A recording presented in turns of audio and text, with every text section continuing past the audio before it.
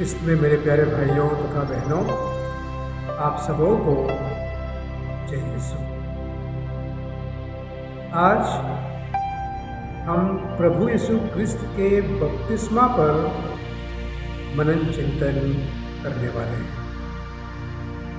प्रभु यीशु क्रिस्त का बपतिस्मा हमारे जीवन में बहुत महत्वपूर्ण है, क्योंकि प्रभु यीशु क्रिस्त ने अपनी पब्लिक मिनिस्ट्री यानी कि सार्वजनिक जीवन की शुरुआत के पहले प्रभु यीशु क्रिस्त ने बपतिस्मा किया।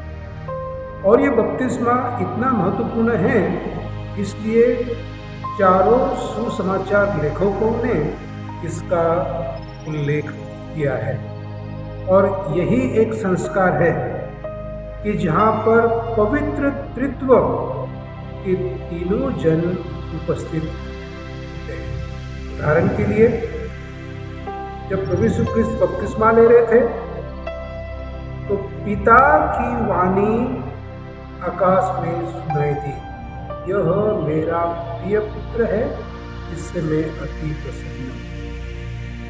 पवित्र आत्मा कपोत के रूप में प्रभु यीशु क्रिस्त के ऊपर, और इस प्रकार बपतिस्मा संस्कार में पवित्र त्रित्व वहाँ पर उपस्थित है। भाई और बहनों, हमारे जीवन में ये बपतिस्मा संस्कार महत्वपूर्ण है। इसलिए नहीं कि सिर्फ हमारे आदि पाप दूर हो जाते हैं, लेकिन बपतिस्मा संस्कार इसलिए आवश्यक है, इसलिए महत्वपूर्ण है कि हम ईश्वर के दत्तक पुत्र और पुत्रियां बन जाते हैं। हम प्रभु यीशु क्रिस्त के भाई बहन बन जाते हैं। हम कलीसिया के सदस्य बन जाते हैं। और इसलिए बपतिस्मा संस्कार हम सबों के लिए महत्वपूर्ण है। बपतिस्मा संस्कार भाइयों और बहनों हमें याद दिलाता है कि प्रभु यीशु क्रिस्त के क्रूस के द्वारा ही हमारी मुक्ति हुई है। उसी के द्वारा हमारे पापों की हमें क्षमा मिलती है, और बपतिस्मा संस्कार के द्वारा हमें एक नया जीवन मिल जाता है। बपतिस्मा को अगर हम देखें नजदीक से, तो प्रभु यीशु क्रिस्त ने अपना सार्वजनिक जीवन शुरुआत करने के पूर्व यह ग्रहण किया। और नबी ईसायाह का ग्रंथ अध्याय 61 वाक्य 1 में हम पढ़ते हैं, प्रभु का आत्मा मुझ पर छाया रहता है, क्योंकि उसने मेरा अभिषेक किया है। उसने मुझे भेजा है ताकि मैं दरिद्रों को सुसमाचार सुनाऊं, दुखियों को ढाढ़स बंधाऊं, बंदियों को और जो कैदी लोग हैं उनको मुक्ति का संदेश सुनाओ। भाई और बहनों, जैसे प्रभु यीशु क्रिस्त का एक मिशन कार्य था, उसी प्रकार बपतिस्मा संस्कार के द्वारा हमारा भी एक मिशन कार्य है, हमारी भी एक जवाबदारी है, और उस जवाबदारी को सिर्फ हम ही अदा कर सकते हैं, पूरी कर सकते हैं। आज के दिन हमारे मन में ये जरूर सवाल आएगा कि प्रभु यीशु क्रिस्त जो ईश्वर का पुत्र है, जो पवित्र है, उसने बपतिस्मा क्यों ग्रहण किया? आइए हम इस बात पर थोड़ा मनन चिंतन करें। संत योहन के सुसमाचार में हम पढ़ते हैं कि प्रभु यीशु क्रिस्त ने अपनी सार्वजनिक जो मिशन थी, कार्य था, उसकी शुरुआत से पहले उन्होंने यह बपतिस्मा स्वीकार किया।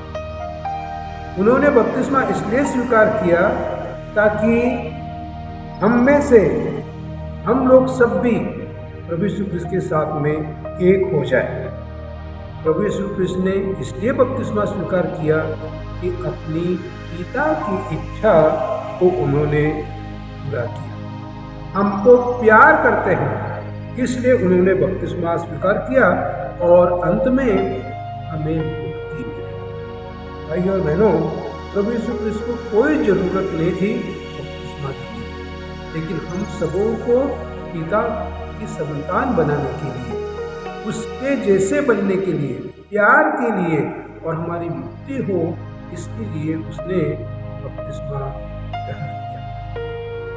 बपतिस्मा ग्रहण करने के बाद में यरदन नदी का पानी पवित्र कर दिया, और वही पानी से जब हम बपतिस्मा लेते हैं तो हम भी पवित्र बन जाते हैं।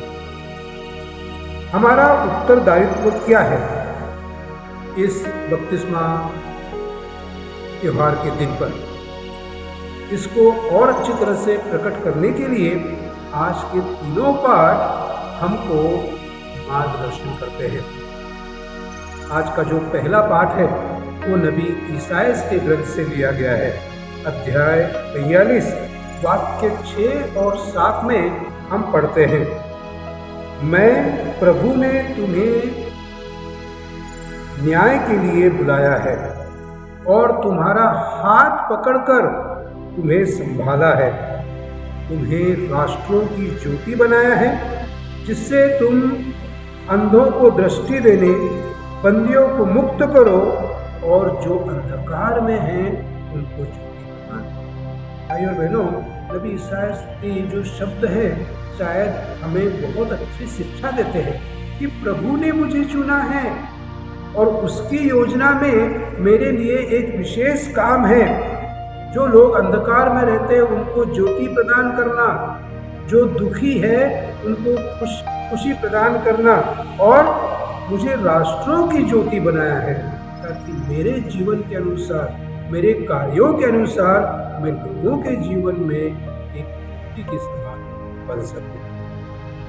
आज का जो दूसरा पाठ है वो प्रेरित चरित्र से लिया गया है।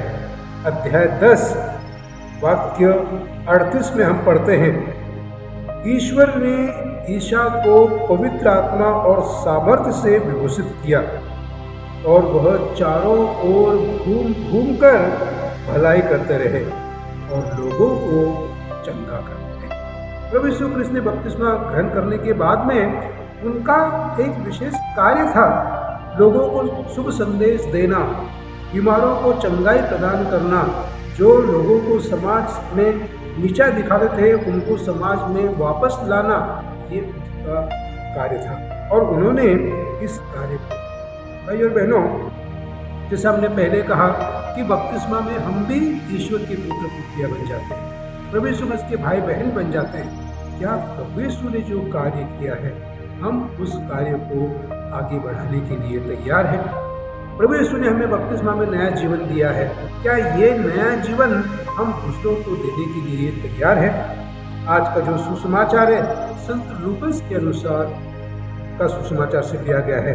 अध्याय 3 वाक्य 21 में हम पढ़ते हैं, सारी जनता को बपतिस्मा मिल जाने के बाद ईसा ने बपतिस्मा ग्रहण किया।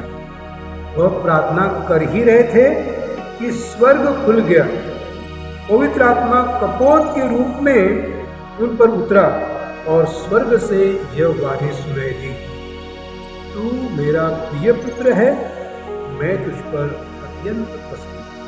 भाई और बहनों, आज अगर आवश्यकता है तो वो इस बात की, जैसे प्रभु यीशु क्रिस्त को पिता ईश्वर की वाणी सुनाई दी कि तू मेरा प्रिय पुत्र है, तुझ पर मैं अति प्रसन्न हूँ, अगर हम भी हमारे कार्य ईमानदारी और लगन से करेंगे तो पिता की वाणी हमारे लिए भी वही होगी कि तुम मेरे प्रिय पुत्र हो, तुम मेरी प्रिय पुत्री हो और तुमसे मैं खुश हूँ।